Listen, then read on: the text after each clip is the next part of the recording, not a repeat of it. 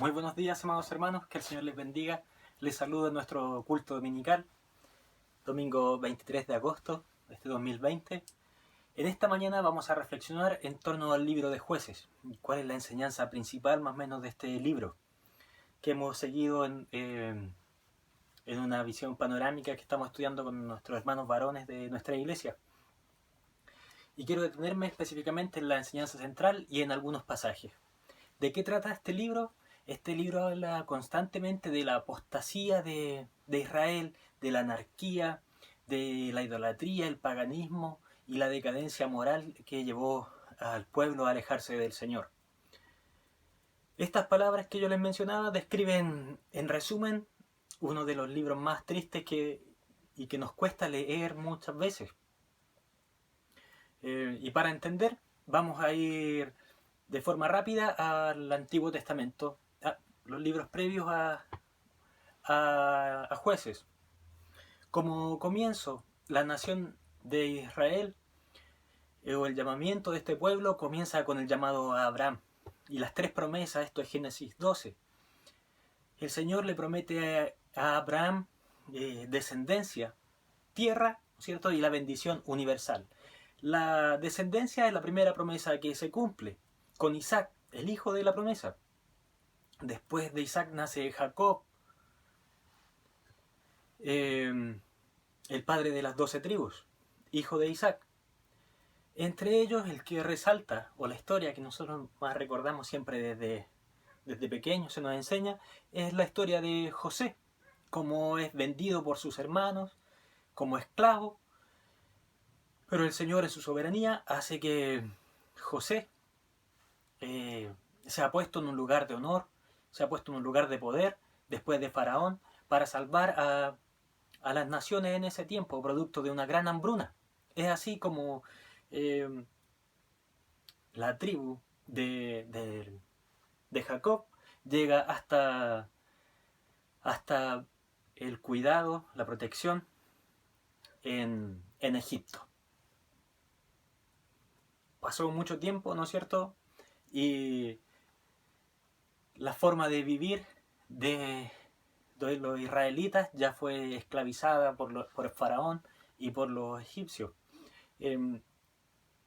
Y el Señor levanta acá a Moisés, quien dirige muchos años después la salida del pueblo de la esclavitud de Egipto. Y comienza aquí a cumplirse la segunda promesa, que era la tierra. Pero no fue Moisés quien logró entrar a la tierra prometida, sino que fue su discípulo Josué. Esta generación, como sabemos, es la segunda generación de israelitas. No es la misma que vio al Señor abrir los mares para que ellos pudieran cruzar. No fue la que se alimentó de maná todos los días. No fue la misma que vio el Señor proteger, cuidar día a día de Israel. Por lo tanto, la nación, los padres debían recordar constantemente a sus hijos cuál era el pacto. Cuál era el pacto de Dios, cuáles eran las promesas de Dios, cómo Dios los había cuidado, los había protegido. Busquemos en Éxodo 20, capítulo 2, cuál es el pacto del Señor. Éxodo 20, versículo 2. Esto es un versículo que aparece antes de los 10 mandamientos, que vamos a ver en otros pasajes del Antiguo Testamento, que se repite constantemente porque es la enseñanza que los padres debían transmitir a sus hijos. Esto para ir entendiendo más o menos la enseñanza que queremos ver hoy en el libro de Jueces. Dice, Dios habló y dio a conocer todos estos mandamientos. Versículo 2. Yo soy el Señor tu Dios, yo te saqué de Egipto, del país donde eras esclavo. Y después, en adelante, vienen los 10 mandamientos. Yo soy el Señor tu Dios, yo te saqué de Egipto, del país que eras esclavo. Ese es el pacto que el Señor instauró con su pueblo. Yo te rescaté de la esclavitud. Yo soy el Señor tu Dios, de donde eras esclavo. Y ese es el mismo pacto que el Señor quiere hacer constantemente en nuestra vida. Yo te rescato de tu pecado, yo te libero. Yo soy el Señor tu Dios, tú cumples y caminas en torno a las palabras que yo te ordeno y tendremos un futuro precioso, un futuro de la mano de nuestro Señor. Vamos a buscar otro pasaje en donde este versículo que acabamos de leer, de Éxodo 20, el Señor se lo repite a la nueva generación, lo que se puede decir como la renovación del pacto. Éxodo, ahora vamos a buscar Deuteronomio 29, versículos del 1, vamos a leer algunos versículos. Deuteronomio 29. Vemos en Deuteronomio ya la segunda generación, como dijimos, no la que había visto, no la que había estado en el desierto, ni la que salió de la esclavitud de Egipto, sino una generación más joven. Dice, en los versículos, vamos a leer dos en adelante. Moisés convocó a todos los israelitas y les dijo: ustedes vieron todo lo que el Señor hizo en Egipto con Faraón y sus funcionarios, y con todo su país. Con sus propios ojos vieron aquellas grandes pruebas, señales y maravillas. Hasta este día el Señor no les ha dado mente para entender, ni ojos para ver, ni oídos para oír. Durante los 40 años que los guié a través del desierto, no les desgastó la ropa ni el calzado. No comieron pan, ni bebieron vino, ni ninguna bebida fermentada. Esto lo hice para que supieran que yo soy el Señor su Dios. Cuando llegaron a este lugar, Sihén, rey de Hesbón, y Og, rey de Basán, salieron a pelear contra nosotros, pero los derrotamos. Tomamos su territorio y se los dimos como herencia a los Rubenitas, a los Gaditas y a la tribu de Manasés. Ahora, versículo 9, ahora cumplan con cuidado las condiciones de este pacto para que prosperen en todo lo que hagan. Si se dan cuenta, muy similar al versículo previo de cuando el Señor le da los 10 mandamientos a Moisés. Yo lo rescaté de la esclavitud, yo soy el Señor su Dios. Acá les dice, cumplan con cuidado todos los mandamientos para que prosperen en todo lo que hagan. La versión Reina Valera nos dice, para que en todo les vaya bien. Estas palabras de Dios para el pueblo son las mismas que el Señor nos entrega a nosotros. Él es nuestro Dios, Él nos ha rescatado. Por lo tanto debemos tomar con cuidado, con mucha responsabilidad esto que nos dice el Señor. El Señor pedía honrar únicamente el nombre de Dios. Nosotros debemos comprender la gracia, el cuidado de Dios, de sus maravillas en nuestra vida, para que no nos dejemos guiar por la rebeldía, no nos dejemos guiar por el pecado. Debemos cuidar nuestra santidad. Y esto fue lo que el pueblo de Israel en el tiempo de los jueces, que es el libro que citamos en un comienzo, no hizo. El Señor permitió, nos dice en los primeros capítulos del libro de jueces, que aún las tribus, los cananeos y otras tribus siguieran viviendo entre medio de los judíos para que constantemente Israel debiera combatir y estar atento a no caer en idolatría y atento a clamar al Señor.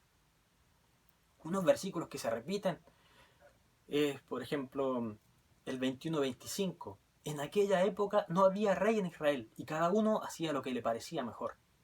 Estos versículos se repiten constantemente en este libro. Otro de los versículos que se repiten es: una vez más los israelitas hicieron lo que ofende al Señor, y por causa del mal que hicieron, el Señor les dio poder sobre ellos a Eglón, rey de Moab. Después de la muerte de Ahod, los israelitas volvieron a hacer lo que ofende al Señor. Casi en la partida de cada capítulo está este pasaje similar, que dice que constantemente los israelitas hicieron lo que ofende delante del Señor. ¿Y qué era lo que ofendía tanto al Señor? Como mencionamos, el Señor permitió que aún los cananeos y otras tribus siguieran viviendo en medio de ellos. No fueron eliminadas completamente por Josué. ¿Y cuál era la costumbre de estas tribus? De estas tribus paganas. Era adorar a otros dioses. Y en vez de que los israelitas convirtieran a ellos y atrajeran a nuestro Dios, fue al revés. 5 de las tribus de Israel, sus hijos se casaron con princesas de reinos paganos. ¿Cuáles eran las características de la adoración a Baal y Astarte, que lo cita el mismo capítulo 2 del libro de Jueces? Practicaban la homosexualidad abiertamente, eran idólatras al punto máximo, tenían al viento, a la lluvia, como motivos de adoración, a sus animales, a sus cosechas. El libro de Jeremías también habla de este culto a Baal y Astarte. La llama la reina de los cielos en el libro de Jeremías. Y la fuerza que impulsaba a este culto eran los ritos sexuales. Adoraban todo tipo de columnas, de postes sagrados. Y como rendición, como ofrenda a sus dioses, entregaban a los niños que nacían producto de estos cultos, de estos ritos. Eso era lo que abominaba el Señor, la idolatría. Puede ser porque era mucho más sencillo, mucho más fácil de seguir, más conveniente para ellos, con menos exigencias, el cumplir con ciertos ritos a estos dioses paganos, que cumplir con las condiciones del pacto que nuestro Dios había establecido para ellos. Vamos a leer el capítulo 2 del libro de Jueces, para entender cuál era la situación en que se encontraba el pueblo. El ángel del Señor subió de Gilgal a Boquín y dijo: yo los saqué a ustedes de Egipto y los hice entrar en la tierra que juré darle a sus antepasados. Nunca quebrantaré mi pacto con ustedes. Ustedes por su parte no harán ningún pacto con la gente de esta tierra, sino que derribarán sus altares. Pero me han desobedecido. ¿Por qué han actuado así? Pues quiero que sepan que no expulsaré de la presencia de ustedes a esta gente. Ellos le harán la vida imposible y sus dioses les serán una trampa. Cuando el ángel del Señor les habló así a todos los israelitas, el pueblo lloró a gritos. Por eso llamaron a aquel lugar Boquín, y allí ofrecieron sacrificios al Señor. Cuando Josué despidió al pueblo, los israelitas se fueron a tomar posesión de la tierra, cada uno a su propio territorio. El pueblo sirvió al Señor mientras vivieron, Josué y los ancianos que le sobrevivieron, los cuales han visto todas las grandes obras que el Señor había hecho por Israel. Josué, hijo de Nun, siervo del Señor, murió a la edad de 110 años, y lo sepultaron en Timat Jerez, tierra de su heredad, en región montañosa de Efraín, al norte del monte de Gaz. También murió toda aquella generación, y surgió otra que no conoció al Señor, ni sabía lo que Él había hecho por Israel. Esos israelitas hicieron lo que ofende al Señor y adoraron a los ídolos de Baal, abandonaron al Señor, Dios de sus padres, que lo había sacado de Egipto, y siguieron a dioses de los pueblos que los rodeaban, y los adoraron, provocando la ira del Señor. Abandonaron al Señor y adoraron a Baal y las imágenes de Astarte. Entonces el Señor se enfureció contra los israelitas y los entregó en manos de invasores, los que los saquearon. Los vendió a sus enemigos que tenían a su alrededor, a los que ya no pudieron hacerles frente. Cada vez que los israelitas salían a combatir, la mano del Señor estaba en contra de ellos, para su mal, tal como el Señor se los había dicho y jurado. Así llegaron a verse muy angustiados.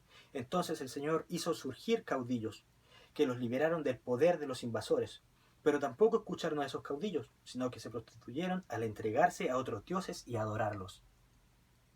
Muy pronto se apartaron del camino que habían seguido sus antepasados, el camino de la obediencia a los mandamientos del Señor. Cada vez que el Señor levantaba entre ellos un caudillo, estaba con él. Mientras ese caudillo vivía, los libraba del poder de sus enemigos, porque el Señor se compadecía de ellos al oírlos gemir, por causa de quienes los oprimían y afligían. Pero cuando el caudillo moría, ellos volvían a corromperse aún más que sus antepasados, pues se iban tras otros dioses a los que servían y adoraban. De este modo se negaban a abandonar sus malvadas costumbres y obstinada conducta. Por eso el Señor se enfureció contra Israel y dijo: puesto que esta nación ha violado el pacto que yo establecí con sus antepasados, y no me han obedecido, tampoco yo echaré de su presencia a ninguna de las naciones que Josué dejó al morir. Las usaré para poner a prueba a Israel y ver si guarda mi camino y anda por él, como lo hicieron sus antepasados. Por eso el Señor dejó en paz a esas naciones, no las echó enseguida, ni las entregó en manos de Josué. Vemos aquí el juicio del Señor, el enojo del Señor con la nación de Israel, a la cual él había cuidado, la había protegido, la había sacado de la esclavitud, la había hecho una nación próspera. Como mencionábamos en un comienzo, constantemente se ve este juicio del Señor, este pecado de Israel, que constantemente ofendía al Señor. Estos pasajes se repiten muchísimas veces, como les mencionaba, en cada capítulo hay un pasaje que repite el pecado. ¿Qué nos dice esto? Que Israel constantemente caía en un ciclo de pecado. ¿Cuál era este ciclo? Abandonaba a Dios, caía en pecado, idolatría, paganismo, se hacía esclavo de su propio pecado, esclavo de sus enemigos quienes adoraban a estos dioses. El pueblo clamaba, pedía el perdón de Dios, se volvían a Dios en arrepentimiento, el Señor los liberaba a través de un juez. Nombra alrededor de 12, 13 jueces el libro de los jueces, que eran estos caudillos, como decía el pasaje, el capítulo. Y el Señor restauraba a través de la obediencia el pacto. Se repitió constantemente esta vieja historia, alrededor de 350, 400 años Israel vivió en este ciclo de pecado. Los hijos de Israel hicieron por tanto lo malo, siguieron su propio camino, cayeron en la propia esclavitud del pecado. Esta es una gran enseñanza para nosotros, hermanos, como nosotros constantemente podemos también ser presos de este ciclo de pecado, de este juicio de Dios. Podemos seguir viviendo como si no pasara nada, justificando nuestro propio pecado, nuestra propia conducta. Pero el Señor nos dice que su rostro está en contra de aquellos que hacen el mal, pero sus oídos atentos a nuestras oraciones. La gracia del Señor siempre es mucho mayor que cualquier pecado que podamos cometer, pero siempre debemos ir a Él en arrepentimiento, clamar a Dios un clamor genuino, como lo hacían los caudillos que se levantaban. El libro de Jueces y los pasajes que leímos de Deuteronomio nos invitan constantemente a honrar a Dios, porque esto es bueno, porque Dios quiere una vida próspera de bendiciones para nosotros. Y si nosotros estamos en este constante ciclo de pecado, es difícil que podamos alcanzar, primeramente, honrar a nuestro Dios, y segundamente, que el Señor bendiga nuestro caminar, bendiga nuestros pasos, que prosperemos en todo lo que hagamos. Debemos reconocer nuestro estado de pecado, ir delante de nuestro Señor y recibir su perdón por medio de la fe en nuestro Salvador, el Señor Jesucristo. El Salmo 116 nos dice: amo al Señor, pues ha oído mi voz y mis súplicas, porque ha inclinado a mí su oído. Estaba yo postrado y me salvó.